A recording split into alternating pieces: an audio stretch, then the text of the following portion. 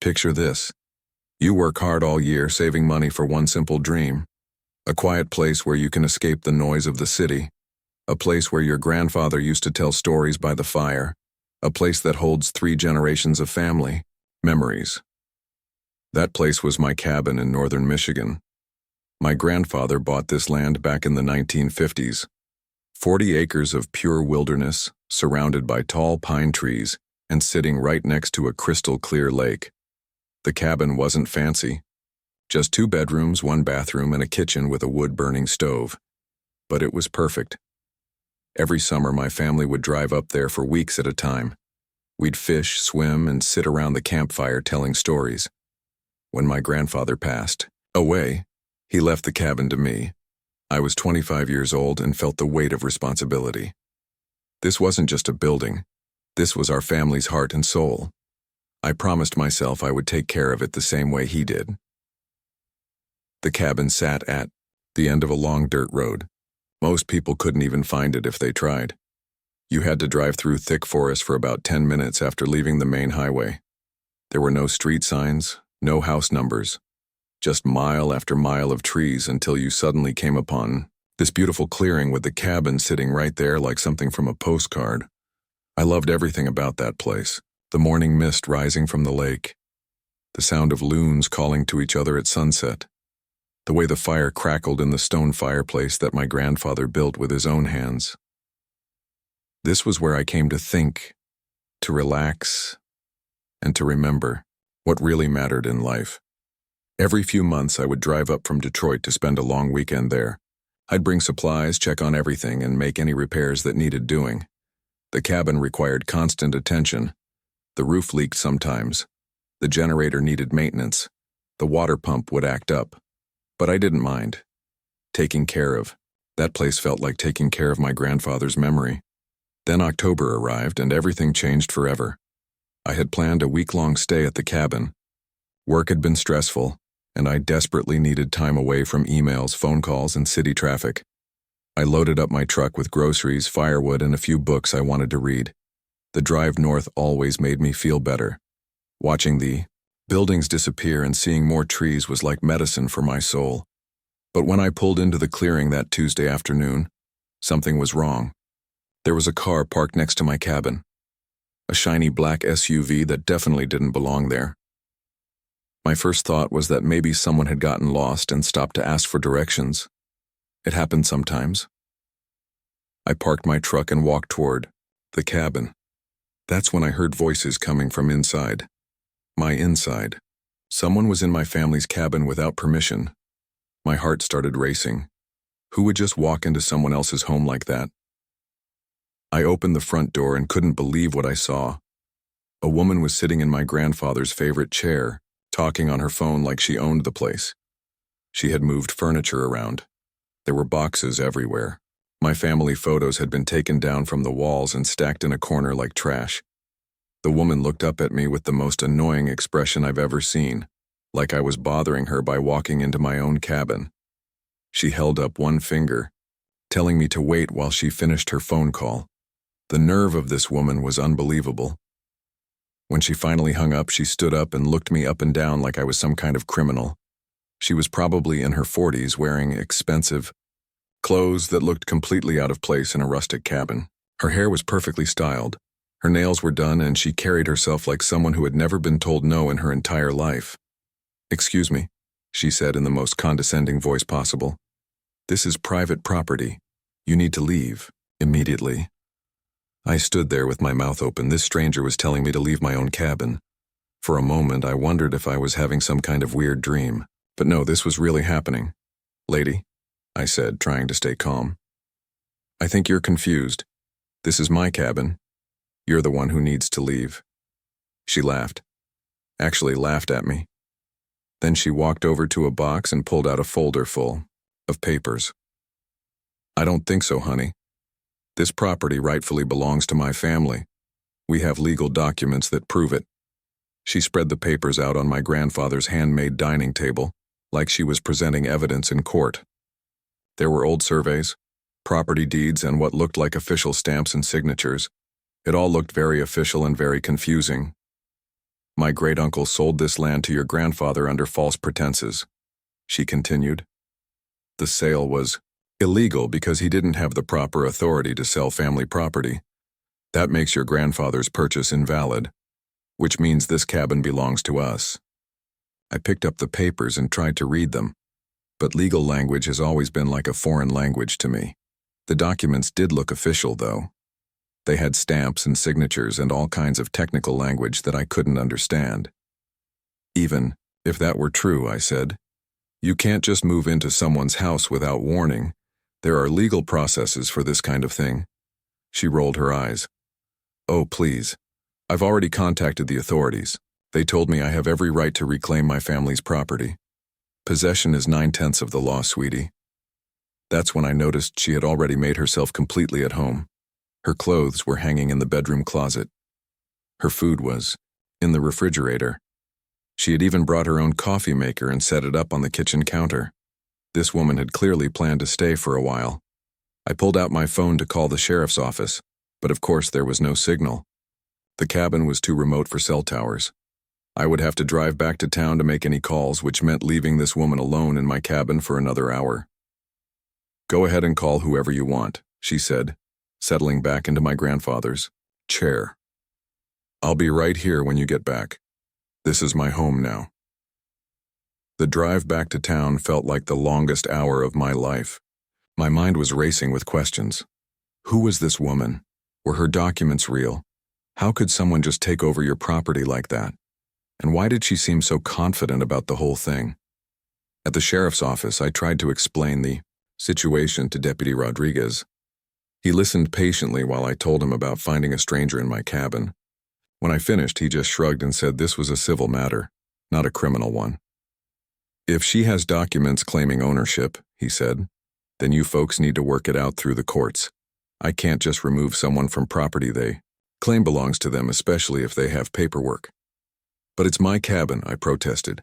I have the deed, I pay the taxes, I've been taking care of that place for years. Then get yourself a lawyer, he advised. This sounds like a complicated property dispute. Above my pay grade, I'm afraid. I spent the rest of the afternoon trying to find a lawyer who could help me immediately. But it was Tuesday evening in a small town. Most offices were already closed. The few lawyers I managed to reach on the phone told me the same thing. Property disputes take time, weeks or even months, and until then, if this woman had documents supporting her claim, there wasn't much anyone could do. By the time I drove back to the cabin, the sun was setting. The woman was sitting on my front porch like she owned the place, drinking what looked like wine from one of my grandmother's crystal glasses. She waved at me like we were old friends. Back so soon? She called out. I was just starting to enjoy the peace and quiet. That first night was the worst. I ended up sleeping in my truck because she had locked me out of the cabin. She claimed it was for her safety, since she didn't know what kind of person I was. The irony was lost on her completely. Through the windows, I could see her moving around, inside, rearranging things and making herself comfortable. She had started a fire in the fireplace and was watching something on her laptop. Meanwhile, I was cramped in the front seat of my pickup truck, using a jacket as a blanket. The next morning, she was up early making breakfast in my kitchen. The smell of bacon and coffee drifted out to where I was trying to stretch the kinks out of my neck. When I knocked on the door, she opened it just enough to talk through the crack. Morning, she said cheerfully. Sleep well? Let me in, I said. I need to use the bathroom and get some of my things. She considered this for a moment, then opened the door wider. Fine, but make it quick.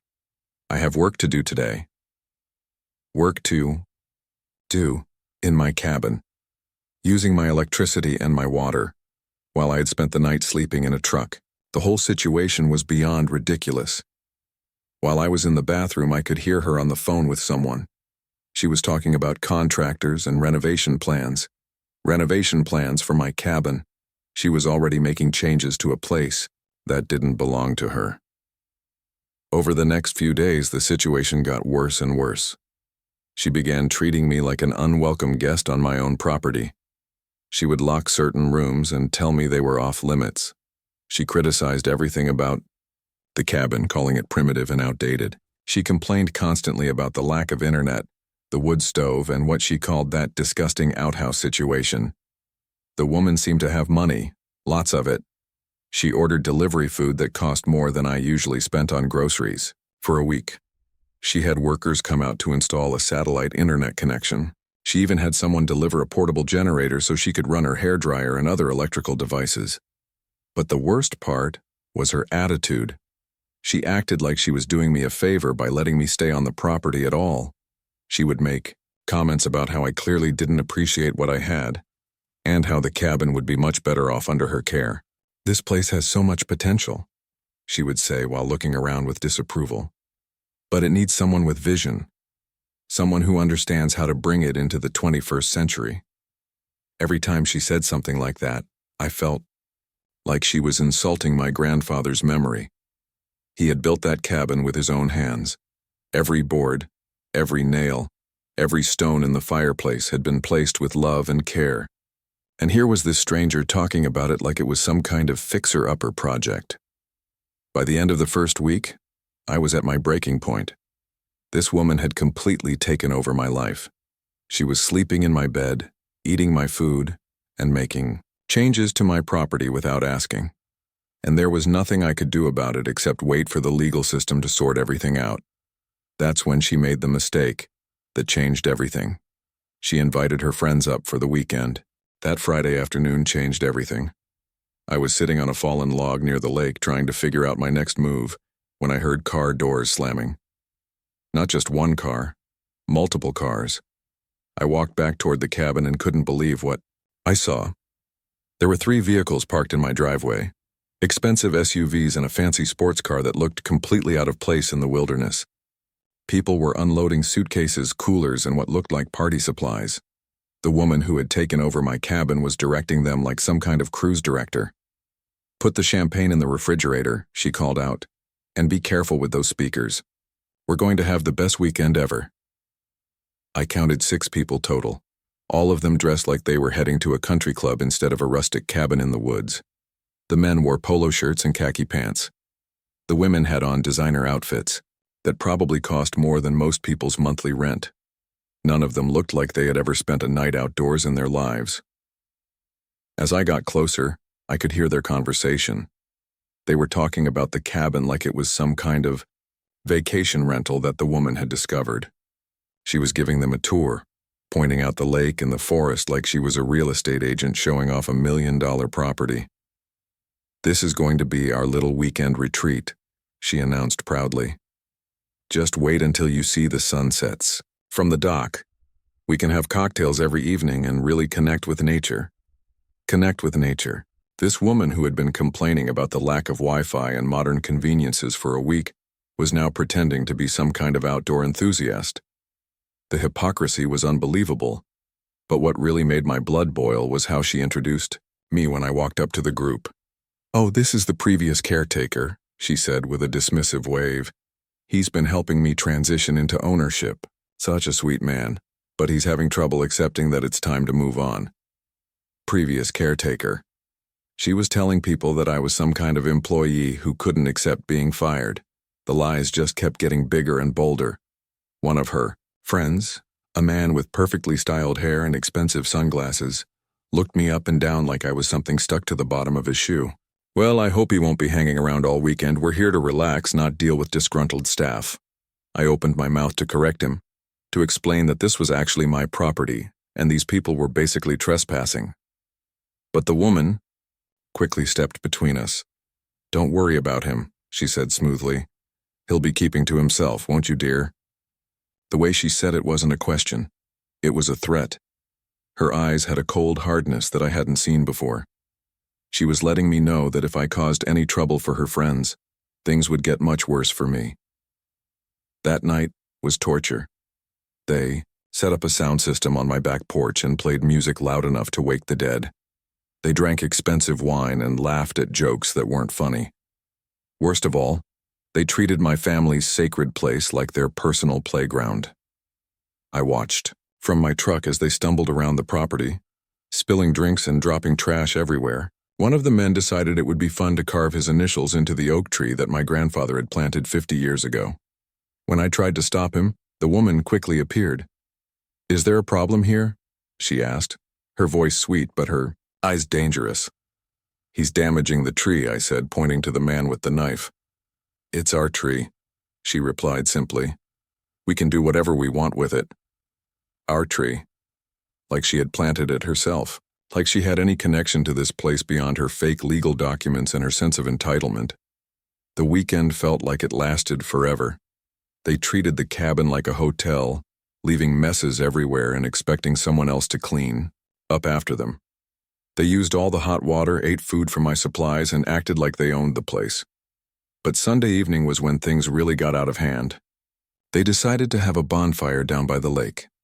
Not a small, controlled fire like my family had always made. A huge, roaring bonfire that sent sparks flying in every direction. In October, during the dry season, in the middle of a forest. I ran down to the lake and found them throwing everything they could find onto the fire. Old pieces of furniture from the cabin, fallen branches that hadn't dried properly, even some of my grandfather's old fishing gear that they had found in the shed. "Stop!" I shouted over the crackling flames. "You're going to start a forest fire." They all turned to look at me like I was being ridiculous. The woman walked over with a drink in her hand, swaying slightly from too much wine. "Relax," she said. "We know what we're doing. This is how you have a real campfire." "This isn't a campfire," I said. "This is dangerous. Look how high those flames are getting." She laughed and turned back to her friends. "City people," she said loud enough for everyone to hear. "They're scared of everything. City people. This woman who lived in a luxury apartment and had probably never been camping in her life was calling me a city person. The irony would have been funny if the situation wasn't so serious. I spent the next hour with a garden hose, ready to put out any spot fires that might start. My grandfather had always taught me to respect fire in the woods. One spark in the wrong place could burn down thousands of acres. But these people didn't care. They were too busy taking selfies and posting on social media.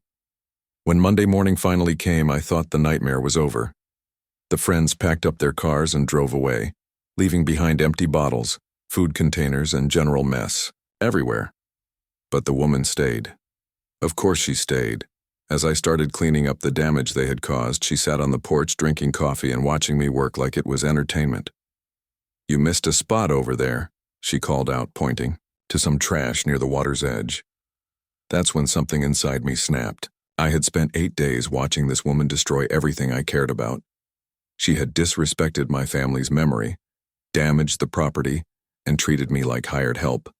And now she was sitting there giving me orders like I was her personal servant. I dropped the trash bag I was holding and walked over to where she was sitting. She looked up at me with that same smug expression she had worn since the day she arrived. "We need to talk," I said. "About what?" she replied, taking another sip of her coffee. "About this whole situation. About what you're really doing here." She set down her cup and looked at me with fake concern. "Oh, sweetie, are you still having trouble accepting reality? I told you this property belongs to my family now. The sooner you accept that, the easier this will be for everyone." "Your legal documents are fake," I said, "and we both know it." For just a moment, her mask slipped. I saw a flash of something in her eyes. Fear. Guilt. But then the smug expression returned. "That's a very serious accusation," she said carefully. "I hope you're not planning to do something you'll regret." "The only thing I regret is not calling the police the minute I found you here," I replied. She stood up and walked to the edge of the porch, looking out at the lake like she was thinking deep thoughts. When she turned back to me, her whole attitude had changed. The fake sweetness was gone, replaced by something much colder. "Let me tell you something," she said quietly. "I've done my research on you. I know you work at a small accounting firm in Detroit. I know you live alone in a tiny apartment. I know you barely make enough money to keep this place running. You're nobody special and this place is wasted on you." The personal attack hit harder than I expected. She had been investigating me, learning about my life, looking for weaknesses. This wasn't just about the property. This was personal. "You have no idea what this place means to me," I said. "Oh, I think I do," she replied. It's your little fantasy escape from your boring, ordinary life. But you know what? People like you don't deserve places like this. You don't have the vision or the resources to make it what it could be. She gestured toward the cabin and the surrounding forest like she was painting a picture of the future. I could turn this into something amazing, she continued. A real retreat center. A place where successful people can come to recharge and network. Not just some rundown shack where a lonely man comes to feel sorry for himself. Her words stung, because there was just enough truth in them to hurt. I was lonely sometimes. I did use the cabin to escape from problems in my regular life, but that didn't give her the right to take it away from me. You think you're better than me? I said. You think because you have money and fancy clothes that you deserve this more than I do. I don't think I'm better than you, she replied with a cold smile. I know I am. And deep down you know it too. That's why you're not fighting harder. That's why you're letting me stay here instead of calling the police or hiring a lawyer. You know you don't really deserve this place. That's when she made the comment that changed everything. She looked me up and down like I was something pathetic and said the words that would haunt her for the next 100 days. You city boys have no idea what real survival looks like. You come up here and play pretend outdoorsman for a few weekends, but you're soft. You couldn't last a week in real wilderness conditions. At least I have the courage to take what I want instead of just dreaming about it. Real survival. This woman who had been complaining about the composting toilet and the lack of central air conditioning was telling me I didn't know about survival. This woman who had her friends drive supplies up from the city every few days was lecturing me about wilderness living. Something clicked in my brain. A crazy idea that was so perfect I almost laughed out loud. If she wanted to prove how tough she was, I would give her that chance. If she thought I was soft and didn't deserve the cabin, we could settle it the old-fashioned way. I looked at her standing there in her designer outfit, holding her coffee cup with her perfectly manicured nails, and I smiled for the first time in over a week. You know what? I said slowly. You're absolutely right. Let's find out who really deserves this place. She looked confused by my sudden change in attitude. What do you mean? I mean, let's settle this properly. You think you're tougher than me? You think you know more about survival? Prove it. I pointed toward the wooden dock that extended into the lake. It was about 20 feet long and 8 feet wide, built by my grandfather decades ago. Just bare wooden planks with no shelter, no protection from wind or rain or cold. 100 days, I said. You survive 100 days on that dock with basic supplies. Make it through and I'll sign the cabin over to you legally. No lawyers, no court battles, just pure survival. Her eyes widened as she realized what I was proposing. For a moment, the confident mask slipped completely. She looked at the dock, then at the lake, then back at me. That's ridiculous, she said, but her voice wasn't as steady as usual. Is it? I asked. You just told me I don't know real survival. You said you're tougher than me. Here's your chance to prove it, unless you're all talk. She straightened up, trying to regain her composure. What exactly are you proposing? Simple, I said. You get basic survival supplies, a tarp for shelter, a sleeping bag, fishing line and hooks, water purification tablets, 1 week of basic food to get you started. After that, you're on your own. No outside help, no quitting, 100 days. She was quiet for a long moment, staring at the dock like she was trying to imagine herself living there. I could see the wheels turning in her head. Part of her knew this was a terrible idea, but her pride wouldn't let her back down. And if I don't make it, she asked. Then you leave forever, I said. You drop all claims to the property and never come back. This is insane, she said, but I could tell she was seriously considering it. Maybe, I replied. But it's fair. We both know your legal documents won't hold up in court eventually. This way we settle it based on who really deserves to be here. She looked around the property one more time, then back at me with that familiar, arrogant expression. Fine, she said. 100 days. But when I win, I want it all in writing. Full ownership, no conditions. I couldn't believe she had actually agreed to it. I had expected her to laugh and walk away. but her pride and arrogance had trapped her into accepting a challenge she had no idea how to handle. "Deal," I said, extending my hand. She shook it firmly, looking me in the eye like she was sealing a business contract. "You're going to regret this," she said confidently. "I'll be so comfortable out there, I might stay longer just to make a point."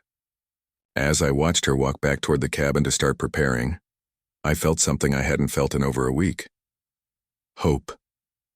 Finally, we would find out who really belonged at this place.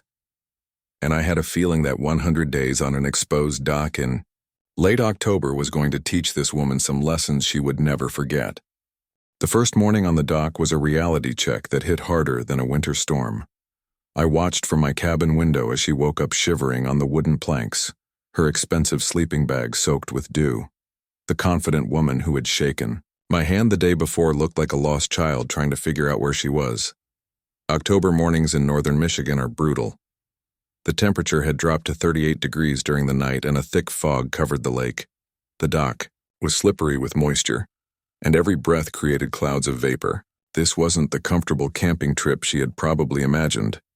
She had tried to set up some kind of shelter using the tarp I had given her, but it was a disaster. The whole thing had collapsed during the night, leaving her completely exposed to the elements. She sat there wrapped in her wet sleeping bag, looking around like she expected someone to come rescue her. I almost felt sorry for her. Almost. Then I remembered how she had treated my family's cabin like her personal playground and invited her friends to trash the place. This was her choice. She could quit any time she wanted, but she didn't quit. Not that first day, anyway. Instead, she spent the morning trying to figure out how to rebuild her shelter. It was painful to watch. She had clearly never built anything more complex than a store-bought bookshelf. The tarp kept slipping off the makeshift frame she was trying to create. The rope I had given her was tangled in knots that looked like something a child would make. By noon, she had managed to create something that barely qualified as shelter. It was more like a lopsided tent that would probably fall down if a strong breeze came along, but at least it was something. She sat underneath it looking proud of herself like she had just built a mansion. That afternoon, reality hit even harder when she tried to fish for the first time. Despite all her talk about being tougher than me, it was obvious she had never held a fishing rod in her entire life. She couldn't cast the line more than 10 feet without getting it tangled. When she did manage to get the hook in the water, she pulled it back up every 30 seconds like she expected fish to be jumping onto it. I had given her a basic fishing kit with hooks, sinkers, and line, plus a small container of worms I had dug up that morning. Simple stuff that any 10-year-old could figure out. But she was struggling with the most basic concepts. After 3 hours of failed attempts, she had caught exactly nothing, not even a bite. Her frustration was visible from the cabin window. She was talking to herself, gesturing at the water like it was personally insulting her. At one point, she threw the fishing rod down and sat with her head in her hands. The worst part was watching her try to ration the food I had given her. She had started with a week's worth of basic supplies: canned soup, crackers, energy bars, instant oatmeal. Simple stuff that would keep her alive while she learned to catch fish and find other food sources. But by the third day, half of it was already gone. She had no concept of portion control or planning ahead. I watched her eat an entire can of soup for breakfast, then snack on energy bars throughout the day like they were candy. At this rate, she would be completely out of food before the end of the week. The weather wasn't helping her situation. A cold front moved through on day 4, bringing rain and wind that turned the dock into a miserable, slippery mess. Her makeshift shelter provided almost no protection. Water was dripping through the tarp, soaking everything she owned. I could see her through the rain, huddled in her sleeping bag, shivering uncontrollably. The expensive outdoor gear she had bought before starting the challenge was proving to be useless. Her fancy jacket wasn't waterproof. Her hiking boots had no grip on the wet wooden planks. Even her sleeping bag seemed to be designed more for fashion than function. That night, the temperature dropped into the 20s. I lay in my warm bed in the cabin, listening to the wind howl across the lake, and wondered if she would make it through the night. Part of me expected to wake up and find her knocking on my door, ready to quit and admit defeat. But when morning came, she was still there. Barely, but still there. Day 5 was when things got dangerous. She had run out of fresh water and was trying to use the purification tablets to clean lake water. But she was doing it wrong. Instead of waiting the required 30 minutes for the tablets to work, she was drinking the water immediately. By afternoon, she was clearly sick. I watched her stumble around the dock, holding her stomach and looking pale. She made several trips to the edge of the dock, hanging her head over the water. Food poisoning or some kind of stomach bug was making her miserable on top of everything else. For the first time since the challenge started, I seriously considered going out there and ending it. She looked terrible, wet, cold, sick, and clearly in over her head. But then I remembered her words about me being soft and not deserving the cabin. She had gotten herself into this situation. She could get herself out. By the end of the first week, she looked like a completely different person. The perfectly styled hair was a tangled mess. The manicured nails were broken and dirty. Her expensive clothes were stained and torn. She had lost noticeable weight, and her face had a hollow, desperate look. But something interesting started happening around day 10. She began to adapt. It started with small things. She figured out how to tie better knots to secure her shelter. She learned to wait for the purification tablets to work before drinking lake water. Most importantly, she started to get the hang of fishing. Her first successful catch was a small bass that probably weighed less than a pound, but you would have thought she had landed a whale. She held that fish up like it was a trophy, grinning from ear to ear despite her bedraggled appearance. It was the first time I had seen her genuinely smile since she arrived at the cabin. She cleaned and cooked that fish over a small fire she had managed to build on a metal plate I had provided. It wasn't much of a meal, but it was food she had caught herself. I could see the pride in her face as she ate every bite. The fishing success seemed to give her confidence in other areas. She started exploring the shoreline during low tide, looking for edible plants and collecting materials to improve her shelter. She found some wild onions and berries that added variety to her limited diet. She discovered that certain types of grass could be woven together to create a more effective wind barrier. By the 3rd week, her shelter had evolved into something that actually provided decent protection. She had figured out how to create a sloped roof that shed water instead of collecting it. She had built walls that blocked the wind from multiple directions. It wasn't pretty, but it was functional. The physical transformation was remarkable.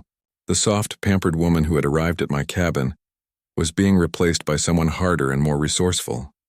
Her hands were tough and calloused from handling rope and building materials. Her movements were more efficient and purposeful. She was learning to conserve energy and focus on what mattered. But the mental changes were even more dramatic. The entitled attitude was being worn away by constant struggle and discomfort. She stopped talking to herself in that arrogant tone and started muttering practical plans and observations. Instead of complaining about her situation, she focused on solving problems. Around day 20, she had her first real breakthrough with fishing. She caught 3 fish in one morning, including a decent-sized trout that provided a substantial meal. She had learned to read the water, understanding when and where fish were most likely to bite. She knew which baits worked best at different times of day. The success with fishing led to other discoveries. She found a patch of wild mushrooms that were safe to eat. She learned to identify edible roots and shoots around the lake's edge.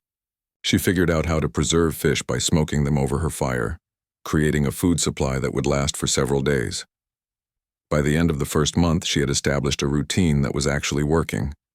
She would wake up before dawn to check her fishing lines, spend the morning foraging for plants and materials, use the afternoon to maintain and improve her shelter, cook and eat her main meal in the evening while there was still light. But just when things seemed to be stabilizing, November arrived with a vengeance.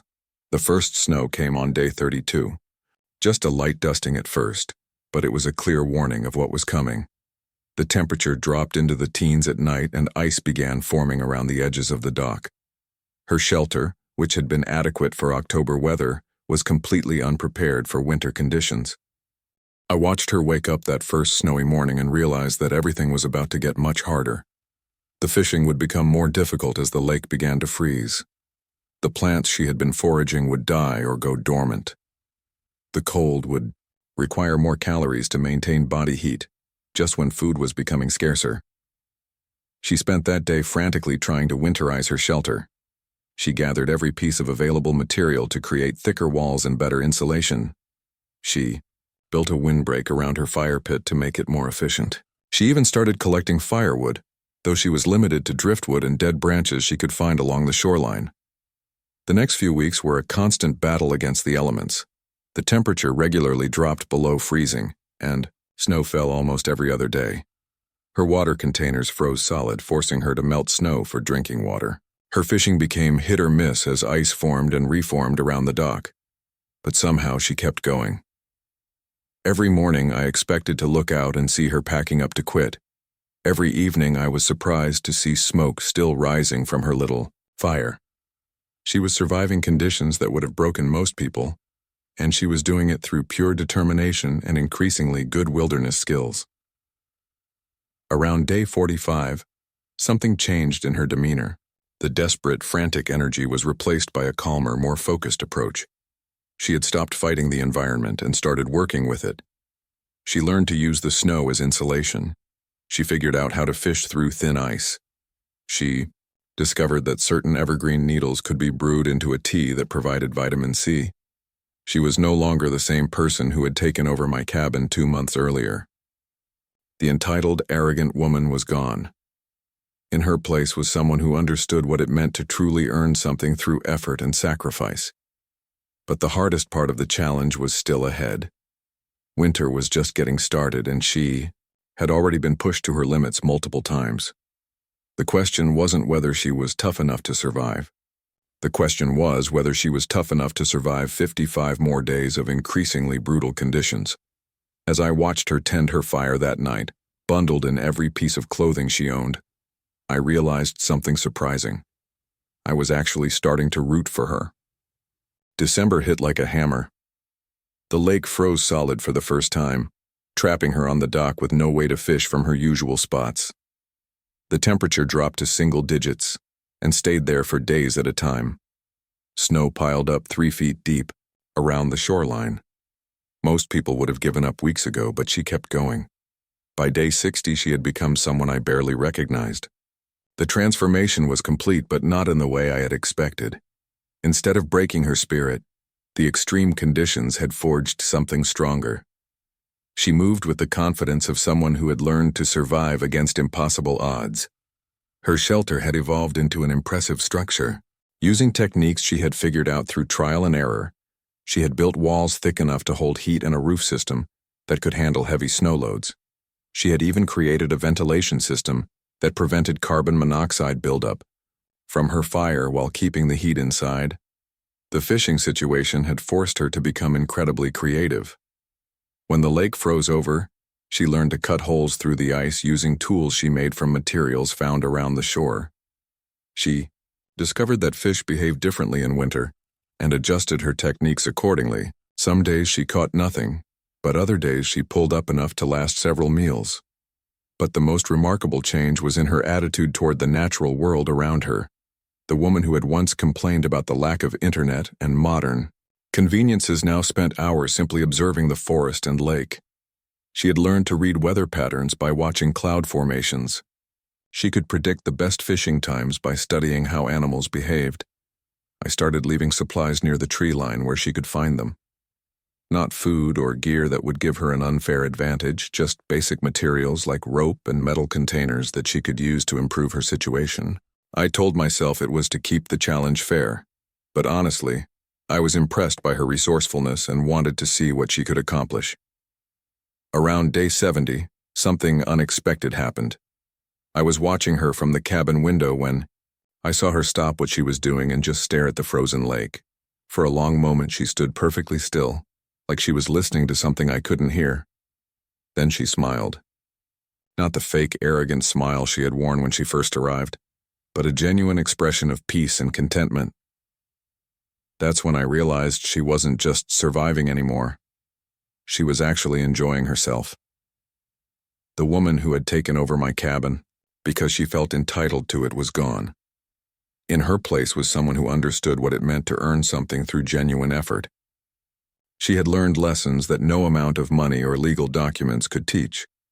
As the challenge entered its final month, I found myself in a strange position.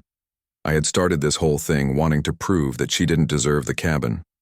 But watching her survive conditions that would have defeated most people, I had to admit she had earned something, maybe not the legal right to my property, but certainly my respect. Day 80 brought the worst blizzard of the winter. Winds reached 50 miles per hour, and snow fell so heavily that I couldn't see the dock from the cabin windows. The temperature dropped to 15 below zero. I spent the entire day worried that her shelter wouldn't hold up, that I would find her frozen to death when the storm passed. But when the wind finally died down and the snow stopped falling, smoke was still rising from her fire. Her shelter had not only survived but seemed to have grown stronger. She had somehow reinforced it during the storm, using the weather itself as a tool to make her situation better. That night, I made a decision that surprised even me. I put on my heaviest winter coat and walked out to the dock to check on her. It was the first time I had approached her shelter since the challenge began. She heard me coming and emerged from her makeshift home like some kind of wilderness expert. She looked thin but healthy, weathered but strong. Her eyes had a clarity and focus that hadn't been there when she first arrived. "You okay?" I asked, feeling awkward about breaking the rules of our agreement. She looked at me for a long moment, then nodded. "More than okay," she said quietly. "Thank you." "For what?" "For giving me this chance," she replied. "I know you meant it as punishment, but it became something else entirely. We stood there in the cold, two people who had started as enemies but were now something different. I couldn't quite put my finger on what had changed between us, but the hostility was gone. "You've got 20 more days," I said. "Think you'll make it?" She smiled, and this time it reached her eyes. "I'm not worried about making it anymore. The question is whether I'll want to leave when the time comes." That comment stuck with me as I walked back to the cabin. She wasn't just surviving the challenge anymore. She was thriving in conditions that most people would consider impossible. And more importantly, she seemed to have found something out there that she had been missing in her previous life. The final 3 weeks passed quickly. Each day I watched her go about her routine with increasing skill and confidence. She had mastered every aspect of survival living. Her fire never went out. Her food supplies remained steady through a combination of fishing, foraging, and careful rationing. Her shelter had become as comfortable as any structure could be in such harsh conditions. But the biggest change was in how she spent her free time. Instead of plotting her next move or complaining about her situation, she sat quietly and observed the world around her. She watched birds, studied cloud patterns, and seemed to find peace in the simple act of existing in harmony with nature. Day 95 brought an unexpected visitor. The sheriff's deputy who had been handling our property dispute drove up to the cabin with news about the legal case. The documents she had originally presented were definitely fake, just as I had suspected. The investigation had traced them back to a desperate scheme involving forged signatures and fabricated property records. "So legally, she has no claim to your property," the deputy explained. "If you want to press charges for trespassing and fraud, we can arrest her when this challenge thing is over." I looked out at the dock where she was tending her fire and preparing what would probably be fish for dinner. The person who had committed those crimes barely existed anymore. In her place was someone who had earned the right to be here through the hardest possible test. "No charges," I said. "We'll handle this ourselves." Day 100 arrived with the first warm weather we had seen in months. The temperature climbed above freezing for the first time since December, and patches of bare ground began to appear where the snow had melted. Spring was still weeks away, but winter's grip was finally loosening. I walked out to the dock at sunrise, carrying the property deed I had promised to sign over if she completed the challenge. She was sitting by her fire, looking out at the lake, like she had done every morning for the past 100 days. "Congratulations," I said, holding out the deed. "You did it," The cabin is yours." She looked at the document for a long moment, then back at me. What she said next shocked me completely. "I don't want it anymore." I stared at her, not sure I had heard correctly. "What do you mean?" "I mean exactly what I said," she replied calmly. "I don't want to own your family's cabin. That's not why I stayed out here." "Then why did you do it? Why put yourself through all of this?" She was quiet for several minutes, watching the sun climb higher over the lake. When she finally spoke, her voice was different than I had ever heard it before, softer, more thoughtful. "When I first came here, I thought I deserved this place because I had money and connections and the ability to take what I wanted. I thought ownership was about having the right paperwork and enough power to force my way into something beautiful." She gestured toward the forest and the lake, then back at her shelter. "But living out here taught me something I never understood before. You don't earn the right to a place like this through legal documents or social status. You earn it by understanding what it really means, by respecting it, by becoming part of it instead of trying to dominate it." I sat down on the dock beside her, still holding the deed I had expected to sign over. "Your grandfather built this cabin with his own hands," she continued. "Your family has been taking care of this land for decades. You understand its history, its importance, its connection to something bigger than any individual owner. I was trying to steal that connection instead of earning it. So what do you want now?" I asked. She pointed to a small clearing about 100 yards down the shoreline, barely visible through the trees. "I want to build my own place over there, something small and simple that belongs to the land instead of trying to dominate it. I want to be a caretaker and protector of this area, not its owner. I want to earn my place here the right way." The request was so unexpected that I didn't know how to respond. This woman had literally taken over my cabin through fraud and deception. But the person sitting next to me now was completely different. She had been transformed by the experience in ways that went far beyond physical survival skills. "Why should I trust you?" I asked. "How do I know this isn't just another scheme?" She smiled and looked at her hands, weathered and scarred from 100 days of hard living. "Because I've already proven who I am now," she said simply. "I could have quit any time during the past 100 days. I could have broken the rules or asked for help or found ways to make it easier. But I didn't. I stayed here and did the work and learned what I needed to learn." She was right. The challenge had been designed to break her spirit and prove she didn't belong here. Instead, it had forged her into someone who genuinely did belong, just not in the way either of us had expected. Over the next few weeks, we worked together to plan her small cabin. She insisted on building it herself, using skills she had developed during her time on the dock. The structure would be simple and efficient, designed to work with the natural environment instead of fighting against it.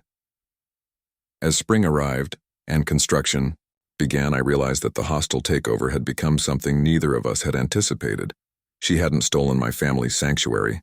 She had become its newest guardian, someone who understood its value because she had paid the ultimate price to earn her place there.